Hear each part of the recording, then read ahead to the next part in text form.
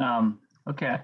Well, welcome everyone. Welcome to the Bridgewater State University. This is Culture, Education, and Health Sciences.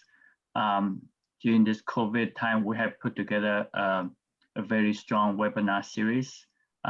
Today's topic is called Social Emotional Wellbeing Times of Crisis. So thank you very much for joining us. And I want to take a moment to thank our Associate Dean, Patricia Emmons, and also Ms. Tracy Chabanier for putting this webinar series together. So thank you. Well, thank you very much. Tonight we are going to present on social emotional well-being in the time of crisis, which is a very important topic for Ashley, I'm sorry, can I introduce you so that people in the audience know? Of course. Who you are? I'm sorry to interrupt, but I do want people to know what your background is. So tonight we have Dr. Ashley Rodrigues and Casey Rodrigues. Ashley is a member of the Department of Special Education at Bridgewater. Before that, she was a special education teacher leading a post-secondary transition program in Southeastern Massachusetts. Her research and scholarship areas focus on teacher perceptions of co-teaching models, special education transition, planning for life after high school, and university dual enrollment initiatives for high school ages 18 through 21 with intellectual and developmental disabilities. Casey is an adjunct professor in the Department of Education at Bridgewater, or in the Department of Special Ed, I'm sorry, at Bridgewater. She's also a special education teacher in Bridgewater Raynham at the regional high school. She's leading a post-secondary transition program and working with students in inclusive settings. So now without further ado, you can go ahead. Well, welcome everyone. As I said before, tonight our presentation is on social emotional well-being in the time of crisis. And this is really geared towards parents supporting their children and themselves in this time. As was said, my name is Dr. Ashley Rodrigues, and I work in the Department of Special Education here at Bridgewater State. And hello, I am Casey Rodrigues, and I am a visiting lecturer in the Department of Special Education at Bridgewater State. And I'm also, as was said, a special education teacher at Bridgewater Raynham. So the purpose of this presentation is really to help you to help your child during this time of crisis. We will be focusing on managing anxiety and building resilience, and we will be highlighting best practices and research-driven strategies to help you not only understand and respond to your child's needs, but also to recognize the cognitive, developmental, and relational difficulties that may arise during such a time as we've been living through.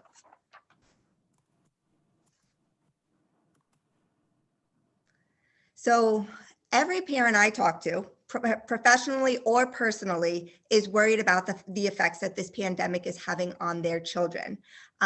We hear concerns, everything from learning delays, falling behind in school, to concerns about social skills. Students are missing out on so much social time and social interaction, to those big emotions that many of our students are experiencing or our own children are showing.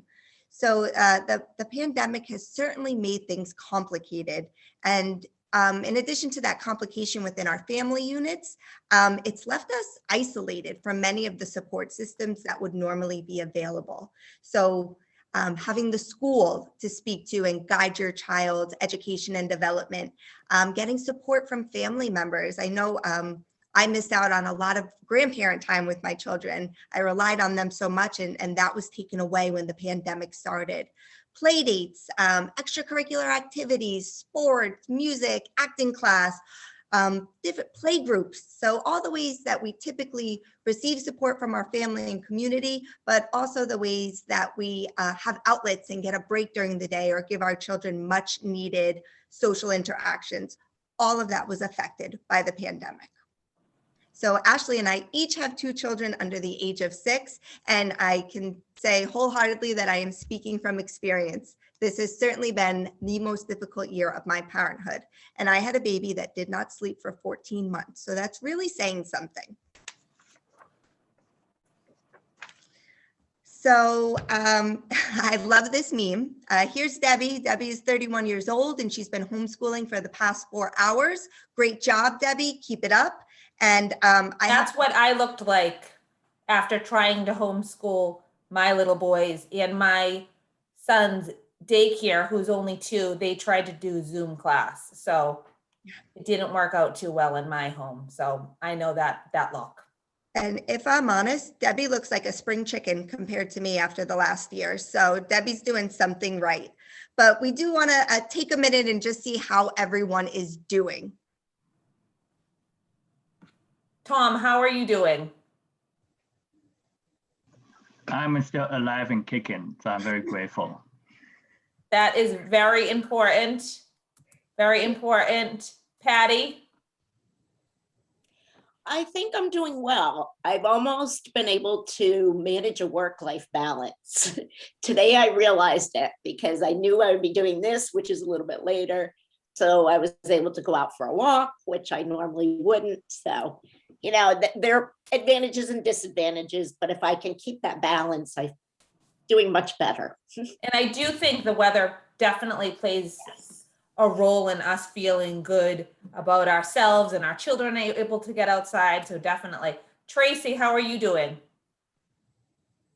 Oh, Tracy might have been on mute. Lisa, hi Lisa. Hi. How are you doing? Now, what district are you from? I am from West Boylston, Massachusetts. And how many kids do you have, or what ages? I have 2 daughters, 11 and 14.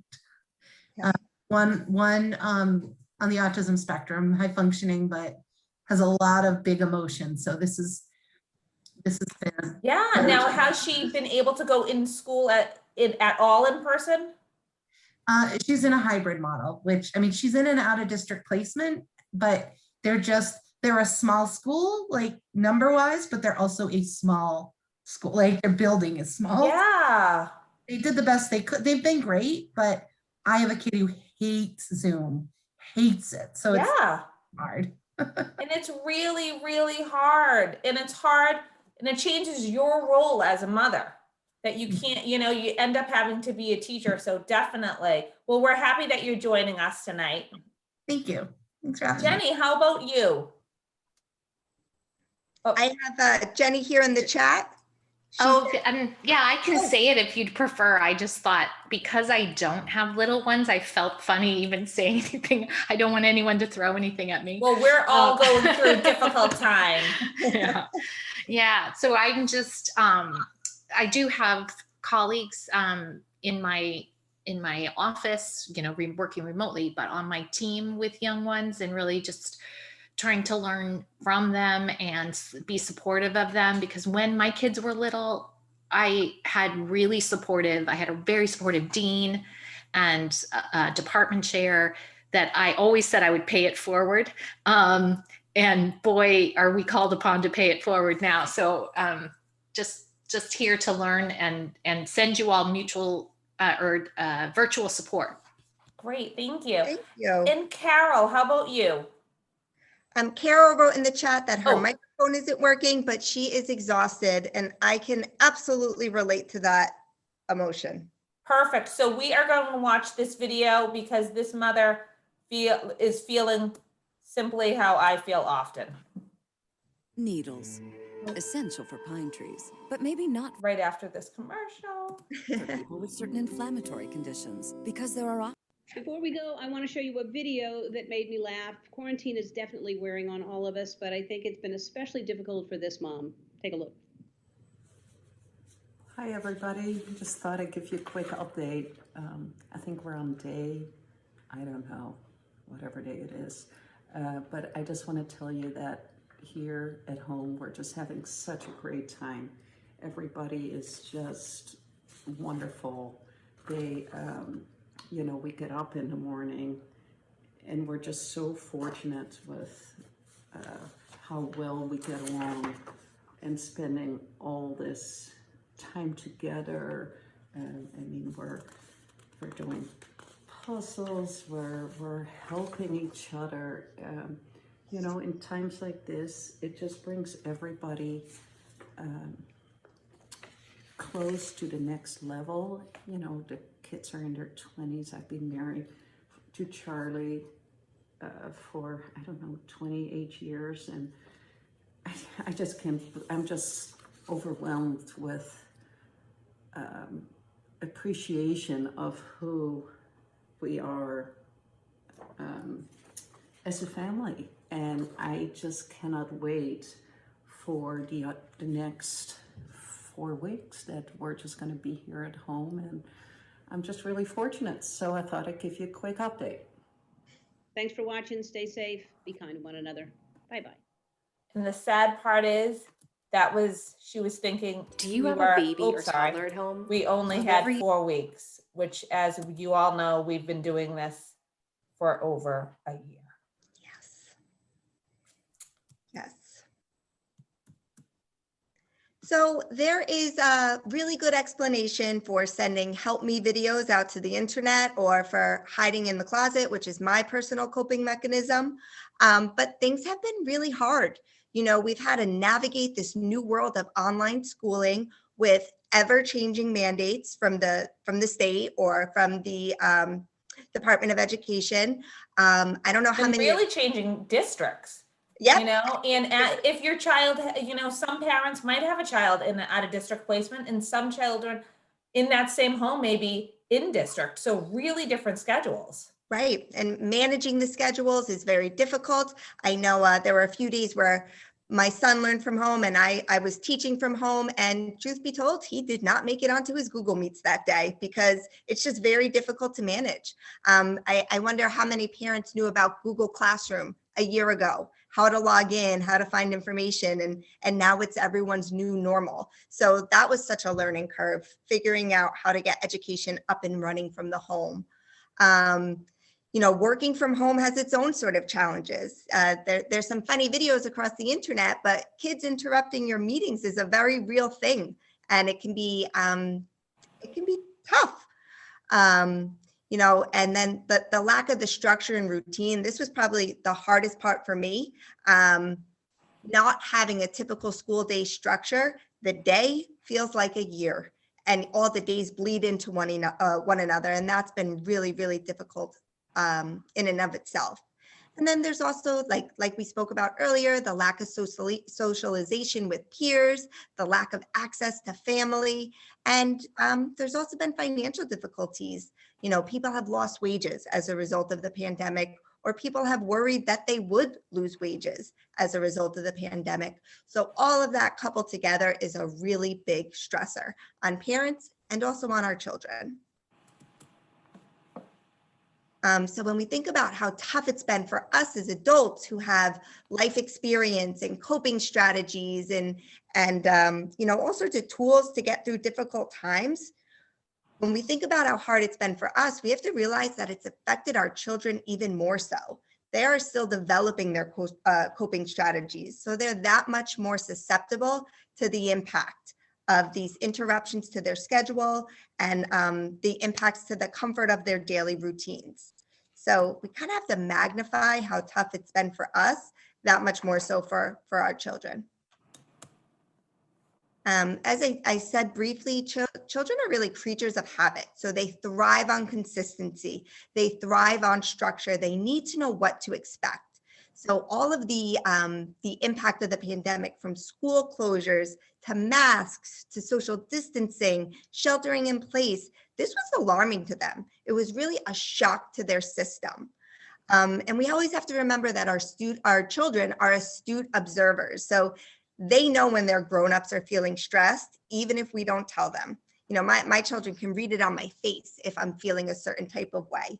And they're also, when we're all in the house together and they're so nearby, they may hear us, overhear us talking about our stressors, whether we have a sick loved one or we're concerned about losing a job. They're always listening, and our stress is being passed down to them. So there's a lot of signs that your child is processing these changes. Every kid responds a little bit differently. Some kids may ask what's going on, or ask what's going to happen in the future. You know, the way my children do this is they kind of hone in on things they love to do. So, Mommy, will I be able to have a birthday party even though there's the sickness? Or is Santa still going to come even though there's the sickness? Or when will Billy Bees open? That's their favorite indoor playground. So my children are kind of processing the changes through questioning activities that they enjoy or things that feel safe to them. These are all signs that they desperately want to return to normal. So some kids question that, whereas others may show emotions, those big emotions that aren't really typical for them. So they might show extreme concern, extreme fear, extreme sorrow, or even rage. Some kids, when they're scared, they act rageful. So all of those emotions, big emotions that aren't typical, are signs that they're processing what's been going on. And still more students may feel anxious. They might worry about the well-being of themselves, their family, their friends, and they might also worry how their basic needs are going to get met. Can we go to the grocery store with all this going on? Will I be safe? Will we be okay? So students have a really wide spectrum of reactions to what is going on in the world around them. All of this is clearly very concerning for parents, for educators, for people who care about children. But the good news is that kids are resilient and they will bounce back with the appropriate love, support, and attention from their grown-ups. But there's a warning in that good news. Even though kids are resilient and most will bounce back, those students who were predisposed to social and emotional challenges or trauma-related stress or anxiety or depression, when children have a history of that sort of difficulty, they are that much more susceptible to the impact of the pandemic. So we need to be mindful that those kids who have experienced previous trauma are more at risk. So what to do now? We know that children are struggling. We know that they need our help. In addition to meeting their social and emotional needs, it's also really important to keep kids physically healthy and active, as research shows a strong correlation between the two. So any opportunity to bring movement, exercise, purpose into their day has a really strong impact on their overall well-being. And that brings us to tips from guardians. So finally, some really, really good news. Practice and research-based help is here to have you safeguard your children's social and emotional wellness. So there's a lot we can't control, but there are plenty of things that we can do. One of the first is focusing on social interactions. So social distancing, yes. Social segregation, no. Even in the midst of a pandemic, children require quality time with their family and their friends. And this social connection helps them to be more resilient, and remaining connected to loved ones helps them to feel safe, secure, and loved. So parents have actually gotten really super innovative over the last year of how to keep that connection thriving. So Zoom and FaceTime have become, I can't imagine that we ever lived without them. We FaceTime grandparents. Casey, you can, what do your little boys do a challenge? Just put out a challenge, but they did it in the beginning of the pandemic as well. Yeah, so we FaceTime, we Zoom, but we also came up with a daily challenge, which got us through, we thought it was only going to be 2 weeks. So I worked really hard to come up with 14 challenges, and turns out I needed several hundred more. But our very first one was the tower challenge. So we had my boys build a really, really big tower out of anything they could find. Then we recorded a cute video of them explaining the challenge, and we blasted that out to all their family and friends.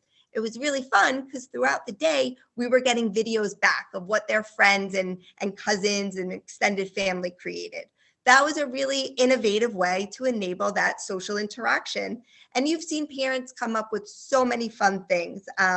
I've seen through the door deck dates where some children are on the inside, other children are outside on the deck. The door is closed, but they're able to talk or each side has window markers, which they're really bad to clean, but they're fun in the moment. And they were drawing pictures together. You've seen the birthday parades with lines and lines of cars driving by the house and beeping, car trunk meetups where you open the back of the trunk, each family stays in their car, but the kids are able to interact that way. And if your children are old enough and good enough at wearing their masks, outdoor gatherings have been really fun too. So it's certainly more challenging, but it's doable to maintain that social interaction, but still stay safe. I spoke to this a little bit before, but it's really important to recognize that all kids react differently, and therefore they have different tells that they kind of need your support.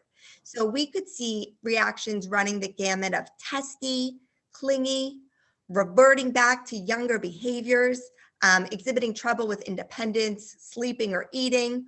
I know in my house, I have a 6-year-old who needs information, structure, concrete answers to his questions in order to feel safe and in control.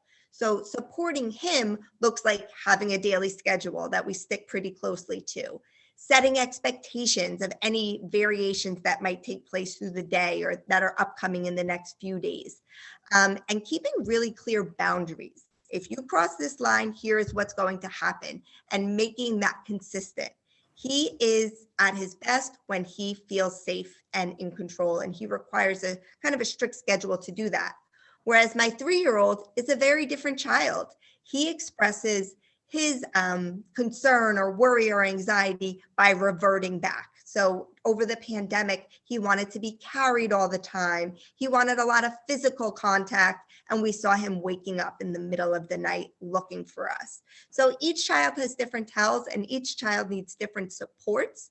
But kind of the overarching theme is that new and tough behaviors are normal, and we can assist students, or I keep saying students because I'm used to student meetings, but we can assist our children by demonstrating understanding, patience, and boundary setting. Well, that makes me feel much better because I have my 2 boys, my husband, and my dog in the bed. So yes, whatever gets you. All right, it's all right. Whatever gets you through the night, Dr. Rodrigues. So this is actually my little boy right here in this picture. And really, we have to start improving children's self-efficacy. So self-efficacy is really that feeling of them having control over the situation, right? And really, it's critical during times that they are worrying, that they have doubt about things, which clearly this has been a scenario that our children have been worrying about. To improve the self-efficacy, we need to take an active part with our children in helping them help loved ones, the community. So that could be really anything from simple things from washing your hands. We're going to wash our hands because that's how you're going to protect yourself. That's how you're going to protect mommy, right? Volunteering, right? It could be writing letters to first responders, people who are ill in the hospital, elderly neighbors. My son really wanted to participate in the Black Lives Matter parade this summer. So it could be things that are big community involvement activities, or it could be on a smaller scale, such as, like I said, washing your hands. My sons really were into hand washing. There are a lot of videos. Elmo had a video, and they really were able to understand that on their level, that they were helping out their family by washing their hands in as simple terms. Now, our children obviously are our responsibility, and always, and I do it, they're always the top focus for me. I always will put my children first. However, sometimes we have to step back and really understand that it is important to self-care. Our children's emotional health and even physical health hinges on your emotional health. So you really have to be socially connected. And it's important. Having those late night Zoom meetings with your friends over, a glass of wine or watching a movie together, it's important that you take time for yourself. Receiving adequate sleep, it's so vital. Putting the computer away, putting your work away, stopping the laundry, going to sleep, taking care of yourself, taking time to invigorate yourself, physical activities, taking part in a sport. I got a bike trailer this summer, so I really got into biking, which is important, but it doesn't have to be so physical. It could be even, 5 minutes of meditation, reading, and reading something that isn't, in my case, academic or work-based, right? Just a pleasure reading book. Having those outside activities, going for a walk, gardening, and prayer. It's important to really make those a priority in your life. Also, ask for assistance from mental health practitioners when you're really struggling with this anxiety and mental health issues. It's not something to be ashamed of, and a lot of us are struggling right now. So it's important to really take care of yourself. Now, this video is great, and it's part of a series, and these series are called Dad Care. And I love this because often as mothers, there's a lot of support for mothers, and we're talking about mothers a lot, but fathers are really struggling in this role as well, right? Often fathers, it's their first time really seeing the nuts and bolts of the family dynamic during the day. And often we've been asking the fathers to take part in activities they typically may not be a part of. So as we know, parents sometimes often put their kids first at the expense. And that's really what we got to focus on. It's at the expense of their own care. So this dad gang videos really is going to highlight the best tips for dads and mothers, parents, to take time for themselves so you can be a happy parent, an emotionally ready parent, an energized parent that your children really need right now. So we're going to watch this video. Hey, what's up, y'all? My name is Kier from the Kier and Them Vlog, repping the Dad Gang. This is my beautiful daughter, Booby. And today we are proud to be partnering with Dove Men Plus Care to offer some awesome tips to some awesome dads so you can continue to be awesome. Nailed it. How I do? Not good? Okay. It's no secret. We don't have to tiptoe around it. Parenthood can be challenging. Let's go with that. Challenging. We put so much work into these little monsters.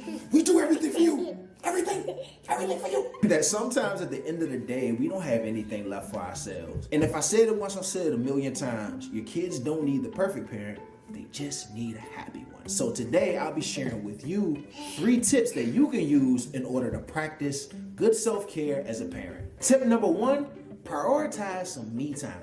You always hear about moms taking me time, but why don't you ever hear about dads doing it?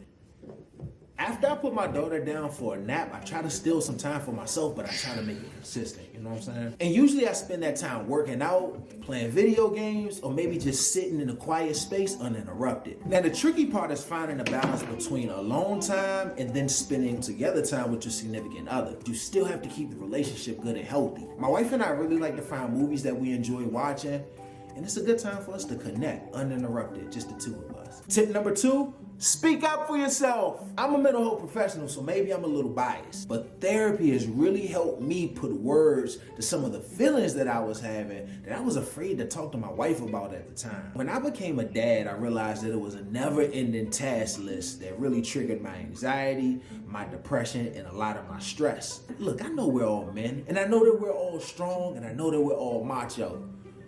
but sometimes you really need some help. Being able to feel comfortable asking for more support or more words of encouragement, or even a self-confidence boost from those around you who both know and love you, that really goes a long way to developing and maintaining some A1 self-care. Being able to express what you feel and not feel ashamed because of that, man, it's so freeing, it's so liberating. And since going to go see somebody, my relationship with my daughter is better, my relationship with my wife is better, and my relationship with myself is better.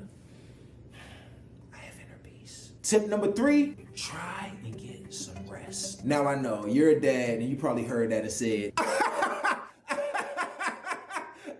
that's not a thing. Truth is, once you become a parent, like, you never get good sleep again. Yo, come to think about it, I think the last good night of sleep I got was the night before my daughter was born. Perhaps you stay up really late at night and that's the only time that you can get anything done. Or perhaps you co-sleep and that situation is working out every way for you but good. But I got a suggestion for you. Just like your kids have a night routine, you need a night routine. I feel you, but just hear me out. Make yourself a night routine. Prepare for bed just like they do. Set a time where you shut everything down. No more work, no more TV, no more telephone. You wind down for the night. You prepare your body for a night of good rest. That way, even if you only get 5 hours of sleep, it's 5 hours of quality sleep. Think more go to sleep and less fall asleep.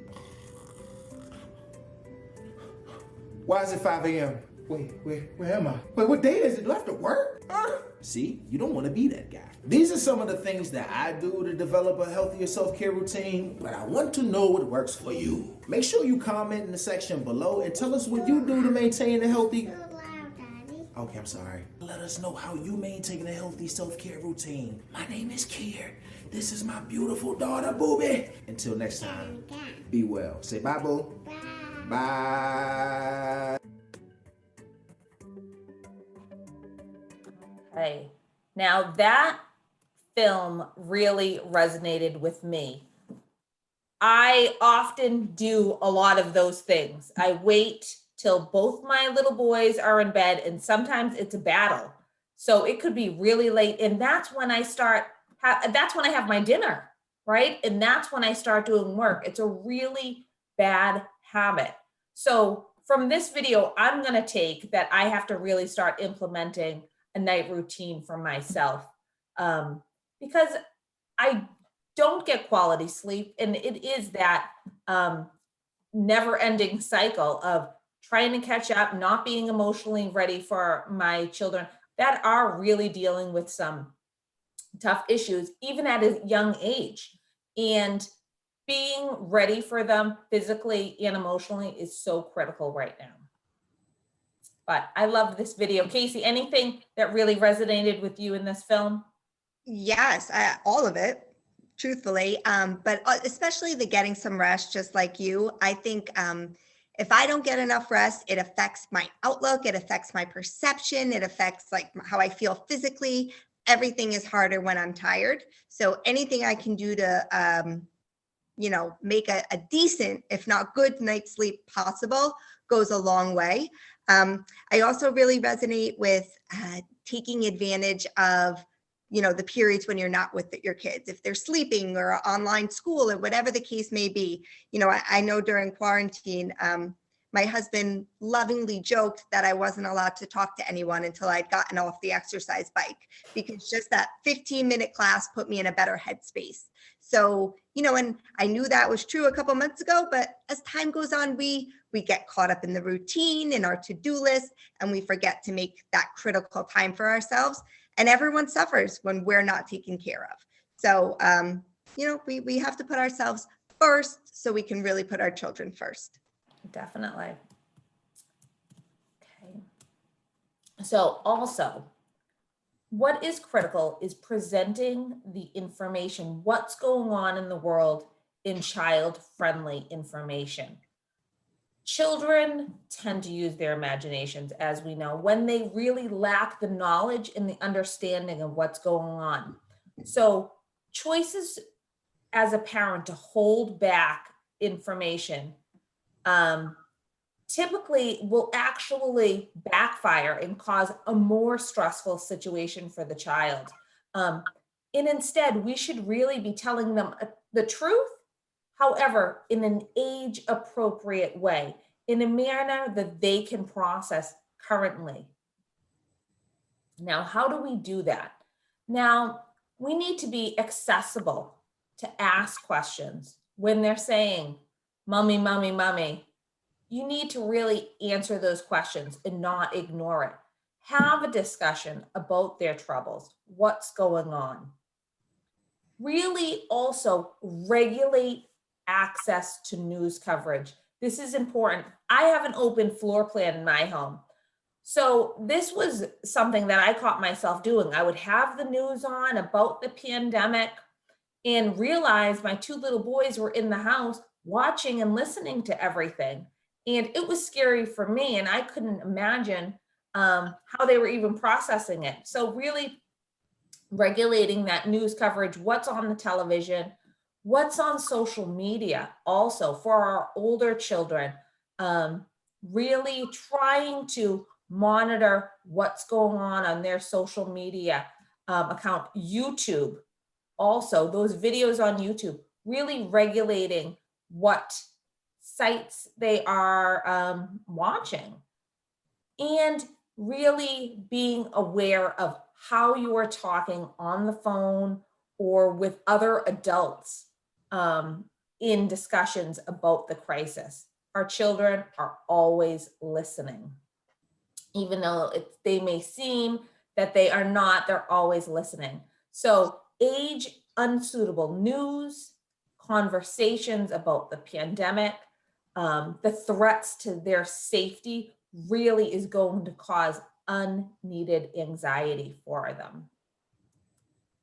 Now, this is another wonderful video series, and it's an excellent way. And there's other videos out there. I really like this video though. And it explains the situation to children in a really child-friendly way, in a way that they can process about coronavirus. So it talks about what coronavirus is, how they can protect themselves, and it gives tips on how to deal with the uncertainty that we all have. Sometimes we're unable to answer those questions. So this is a great series, and you can watch it straight through YouTube. Google Career Certificates provide online job training that's fast and flexible. Learn it.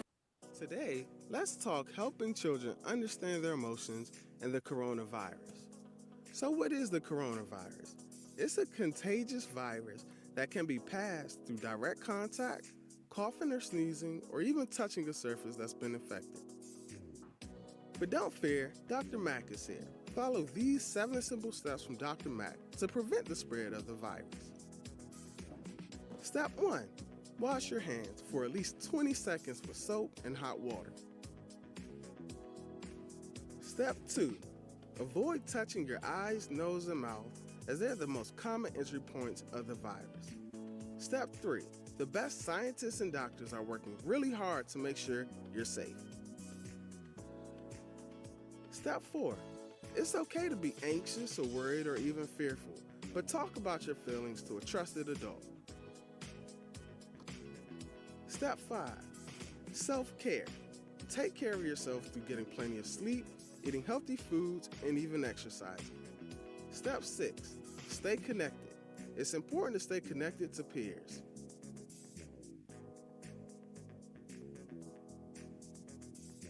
And most importantly, practice social distancing.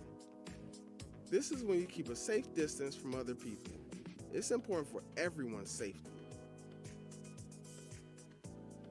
How do you know if you have the virus? Common symptoms include fever, cough, shortness of breath, or heavy breathing. If you experience any of these symptoms, don't panic. Tell a parent or trusted adult ASAP. Share your thoughts about the coronavirus. What are some other ways you can protect yourself from getting the virus, aside from washing your hands? Tell us about a time you were brave. How did being brave make you feel? Explain. Be sure to check out these great COVID-19 resources. Follow us on our YouTube channel. So this YouTube channel is a really great resource for social emotional lessons in really child-friendly, easy, accessible ways. So it's a great series to watch, and as a parent or educator, to sort of preview it and really rethink how you are speaking to the children and presenting the information.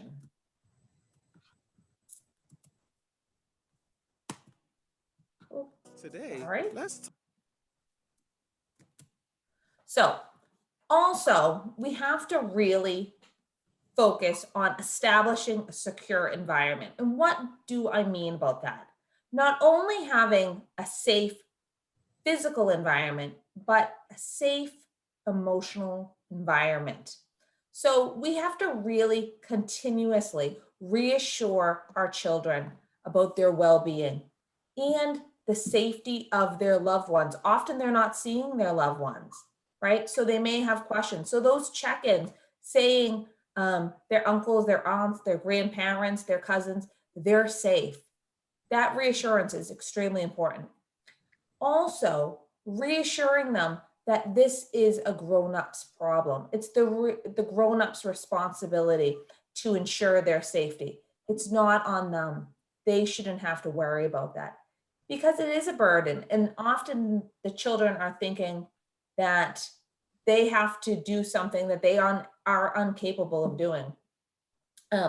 Also, and especially for our children with disabilities, keeping a regular schedule to really provide a sense of safety and predictability, that routine bedtime. And it's hard to do now because now we're at home and we're off that schedule, but really sticking to that schedule, sticking to that weeknight, how they typically, their bedtime typical.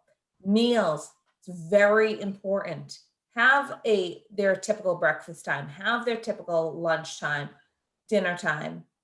Using a visual daily schedule for learning and play. It's so important. I'm sure, Casey, you have that in your classroom set up. I have it in my classroom and I also have it in my kitchen. Exactly, as do I. And it's important for me too, as you all, I'm sure, have a calendar on your computer that you're referring to, checking what day it is, what's the events that coming up, right? But for a child, it's even more critical, really seeing what day are we at, what is the routine, what can I predict for, anticipate for the rest of the day. So setting up that schedule is critical, but even more critical for our children with disabilities.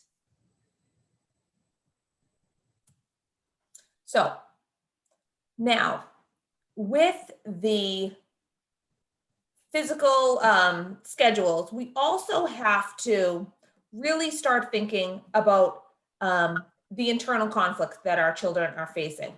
So we have to try to support their development of regulation. When our children are stressed, their bodies are going to react by initiating stress response system, as it happens with us as well. So validate their feelings. Tell them that you do understand, you're listening to them.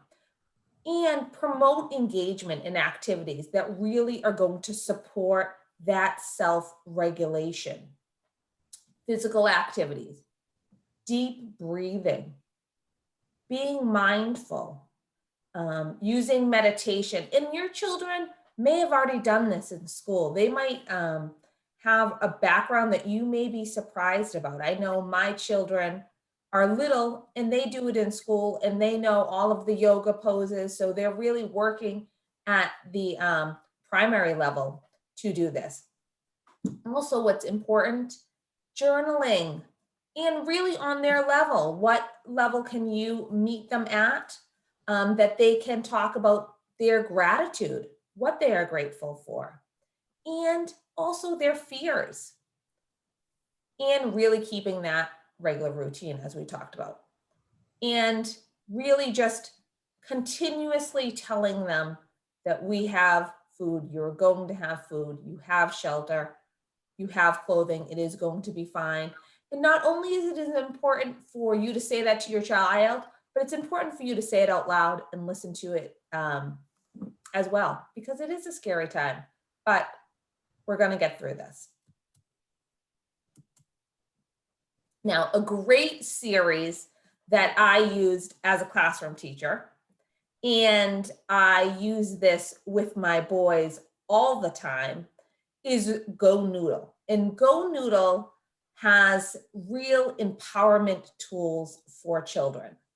And in this video that we're going to talk about, it talks about bringing your power back within yourself through breathing and making your body calm.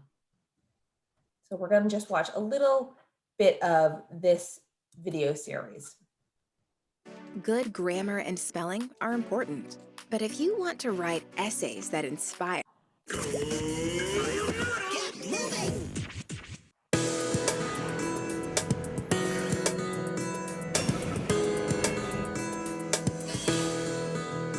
you have an amazing strength that comes from deep inside of you. It lives in your body and also in your heart and in your mind. Sometimes you might forget how strong you really are, but you can always bring power back into yourself by using your breath and your body. Stand and separate your feet a bit wider than your hips. Point your toes out just a little and bend your knees. Noticing how your legs are feeling. Are they working hard? If you want to feel them working a little bit harder, bend your knees a bit more. Now reach your arms out in front of you, open your hands wide, and breathe in. Then quickly pull your arms back, close your fist, and say, ha, in your strongest voice. Let's try it together. Inhale, ha. Now reach your arms overhead, open your hands wide, and breathe in. Pull your arms in, close your fist, and say, ha. Check in with your legs again. How are they feeling?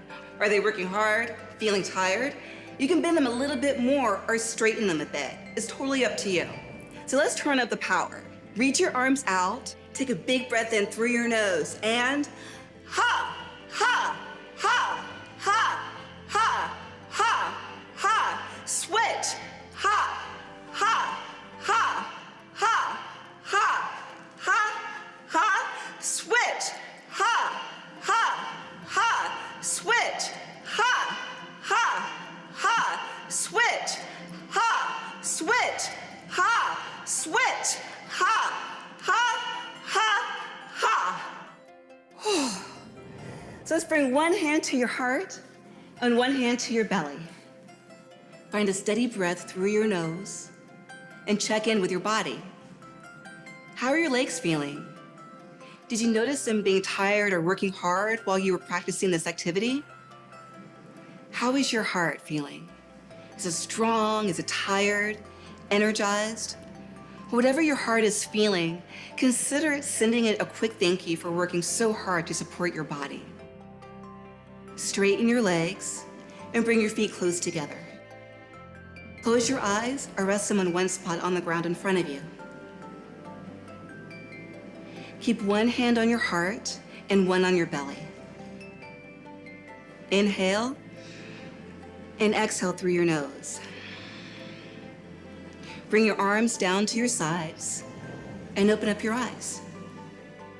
When something challenging is coming up in your life and you forget how strong you really are, you can power up with this activity. If you can't do it right in the moment you need it, bring your mind back to the strength you were feeling in your body while you were doing it today. Have a powerful day.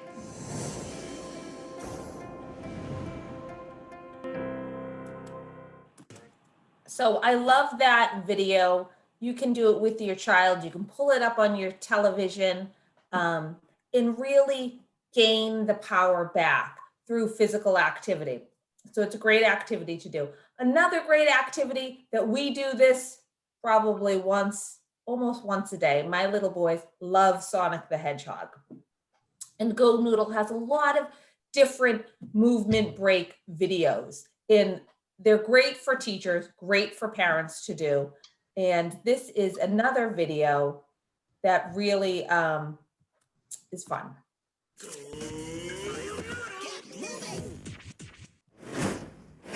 Here comes the boom. Let me show you how it's done. I'm Sonic.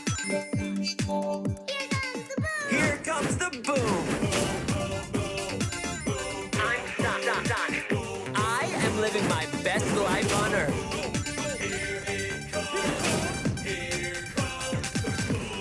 Gotta go fast. Gotta go fast. I'm Sonic. I am living my best life on Earth. This is my power. Here comes the boom. So we don't have to watch that whole video, but that video is really great because whatever is going on in my house, we sort of take a break. We have a movement break. We get that energy out. We stop whatever was going on. And my children are, and I keep on saying students too, my children are much calmer after that physical activity. They're able to focus. They were able to get that impulsivity or that fidgeting out, and really are able to be more mindful and in the moment after an activity like this. And the best thing is with the Go Noodles is they do have those popular characters like Sonic or whoever is, you know, the trolls or what have you. So your children are really invested in this and don't realize that it is an activity for mindfulness and physical activity. Oh, I'll watch it again. Now, keeping children busy, as I said, it's critical.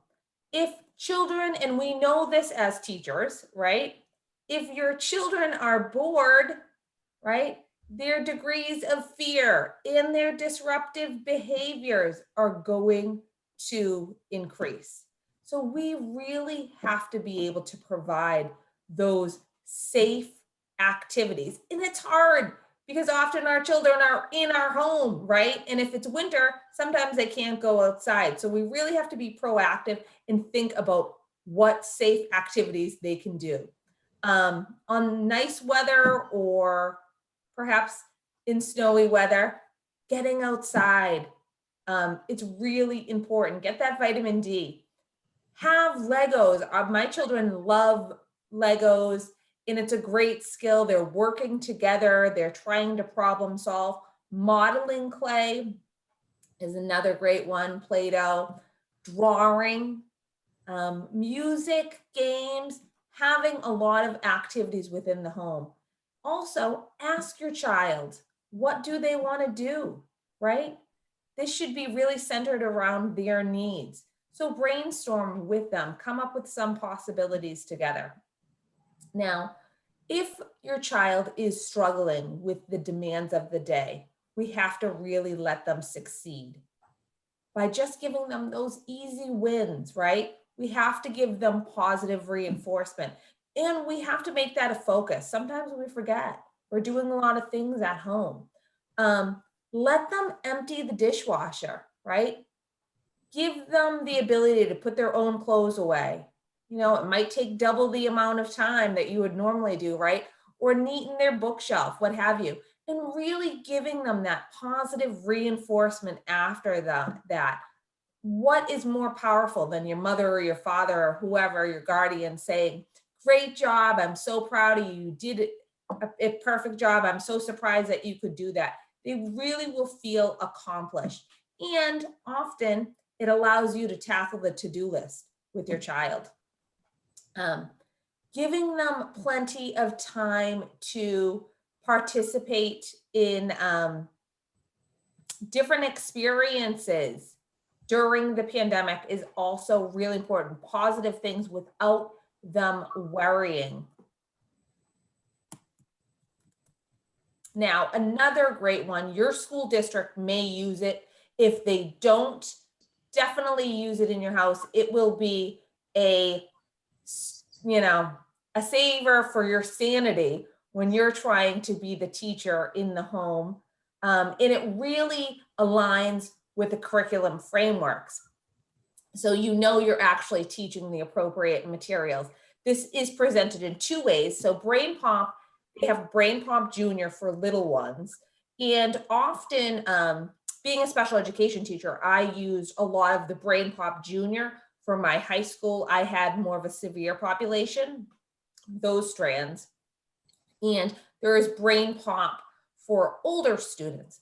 Now, these are videos in a website with animated movies, and they also have quizzes in it, related material. They cover the subjects of science, social studies, English, math, STEM, health, art, and music. And it's really presented in a user-friendly way. So you'll be able to navigate this website. Your children will be able to navigate this website, and your children will actually enjoy using these tools. Like I said, you could use the quizzes and you don't have to. So I want to give you the tools to really support the teachers, but for you to be empowered as well. So this is what the Brain Pop website looks like. Now, this is a great video, and I'm going to show you what the coronavirus was. But they have, yes. I don't want to steal your thunder, but it is about 6:30, so we're getting a little tight on time. And I know we want to make sure to answer any questions that. Yes. So we're not going to do, this is Brain Pop. It's a great website. Check it out. I definitely recommend it. We have to be sensitive. We have to be receptive to our children. And it's important for not just us to give attention to our children, but other adults. It's critical. Also, ask for expert assistance. If you need it, there are resources in the schools. There are service providers. Don't feel bad about asking for an adjustment counselor and a special education teacher to support you. I cannot emphasize that enough. They are there to help you. We want to help you. So reach out to them. And always accentuate the good. Children need to believe that they are protected, they are safe, and they can be optimistic about the future. You are the person to provide that. And you know your child better than anyone else. So if you really know that they are struggling with something, don't stop. Get the services that they require, and really continue to support your child, to be there for them. And obviously you are if you're listening to this presentation. Do we have any questions? Lisa, you're the parent on here. So do you have any questions, or how can we help you and support you? I'm like questions. I have so many. I mean, I appreciate all of this because I also work with young children. So I'm always looking for good. I mean, I've used a lot of that good Go Noodle, and they're so good. But I think, yeah, it's a struggle with the older ones in terms of, I feel like every time I've tried to make, like, let's have some fun, let's do some, they're just like, ugh, yeah, they're 11 and 14, and it's tough, the pandemic, but it's also like the last thing they want to do is hang out with me and their dad. Like, and of course they don't agree with each other on anything, and it is really hard to fight the like everyone on the and you're put into a role of being a teacher and having to be responsible for the academics, which you never would have before. And it changes your role, and it puts you in a position that you are fighting over things that you really don't want to fight about. Yeah. Definitely. Well, definitely. The one, like, it's hard to, like, there's things I think my younger one, who's not doesn't have special education issues or anything, but there's a lot she's missed. It just, I can see it on her. There's more NAs on her report card I got 2 days ago than I would expect to see it almost April. So I'm feeling this, she's going to 6th grade, like. And you end up feeling guilty. Or do I yes, need to that work you're on some not, stuff? that you didn't do enough, and what could you have done, when really you're trying your best, and it's really just that she wasn't in a school setting, and there was lack of socialization even. I think it's also, sorry, Dr. Rodrigues. Yeah. I think it's also important to recognize and remember that all students are lagging behind where they would normally be. Every single child's education has been impacted by this pandemic, and everyone's in that same boat. I know my 6-year-old is not where he would have been without all the complications of this past year. So, just giving ourselves a sigh of relief and that permission that it's okay, and they will catch up because they have, qualified educators and loving parents. Yeah, and that's what I'm trying to tell myself. I think the hard part, like they had a hybrid or full remote, and I kept her full remote. And I think that's where some of the guilt, like they just went back full, like completely back. And I talk about a transition. And I'm like, but. And I've said so many times, there was no perfect decision for any of us. Remote wasn't a good option. Hybrid wasn't a good option. There were no good options. So we did the best we could with the options we had in front of us. Yeah, absolutely.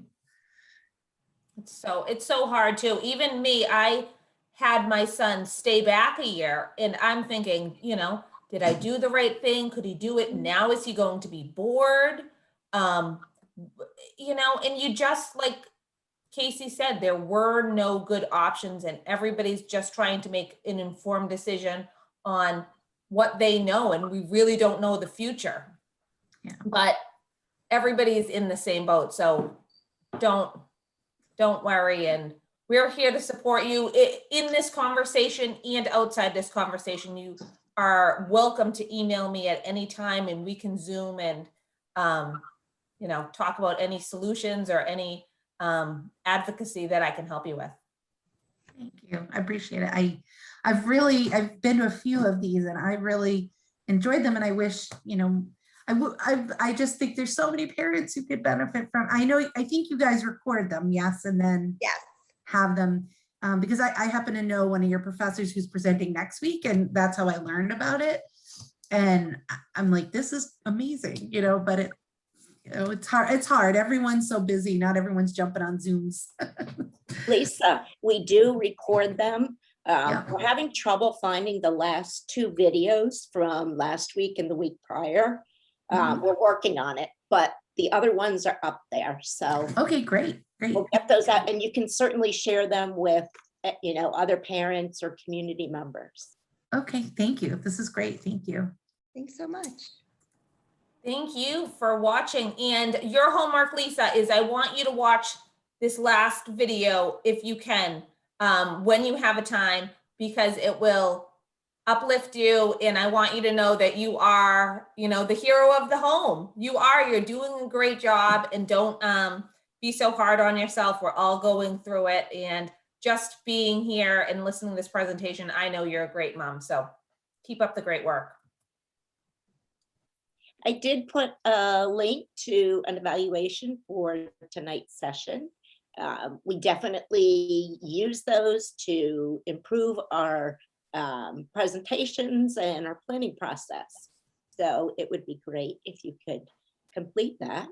And I just want to thank Ashley and Casey. What a great presentation, and you can feel it coming from your heart. You're living this with your children, and it's really helpful to hear from that perspective. I don't know how I would be doing if I had children now. I would probably be doing this in the grocery store line instead of meditating. But thank you so much. Thank you. Thank you so much for having us. It was a pleasure. Thank you, everyone. Thank you, Ashley. Thank you, Casey.